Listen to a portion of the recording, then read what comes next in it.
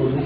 Eu desejo uma boa noite, que essa seja a última noite do ano maravilhosa, vai entrar outra melhor ainda, cheia de graça e paz.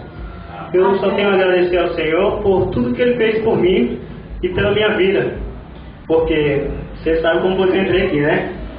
Muito bem, eu entrei aqui muito para baixo, desanimado, vou dizer a verdade, destruído mesmo, profundamente. Mas só que depois que eu conheci a Deus verdadeiramente, Ele mudou toda a minha vida. Porque eu, quando eu entrei aqui, antes eu estava o quê? Eu era um viciado em maconha.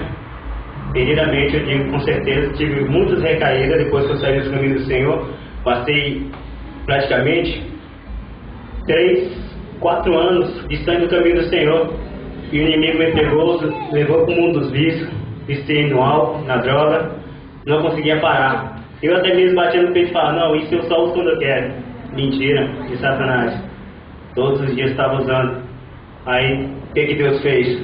Tirou a minha família, tirou a minha alegria, que é minha esposa está grávida agora, e levou para longe de mim. Aí falou, vou tirar dele para ele reconhecer que eu sou Deus. Ele falou para mim verdadeiramente, falou, vou tirar dele para ele reconhecer que eu sou Deus. No dia que ele reconhecer que eu sou Deus, aí sim, vou ver se ele realmente merece essa bênção.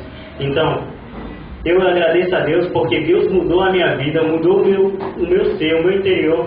E graças a Deus, todos os dias que eu acordo com alegria, vou dormir com alegria. Só Deus sabe como é tremendo o que Ele tem feito na minha vida. E também, graças a Ele, eu tenho um ânimo de evangelizar. Todas as vezes que eu vou para o trabalho, eu levo os panfletos aqui da igreja, vou entregar no ônibus, vou na rodoviária, entrego com o maior orgulho, com o maior carinho. Amém. E todos os dias é uma bênção na minha vida. Todos os dias Deus te abençoe.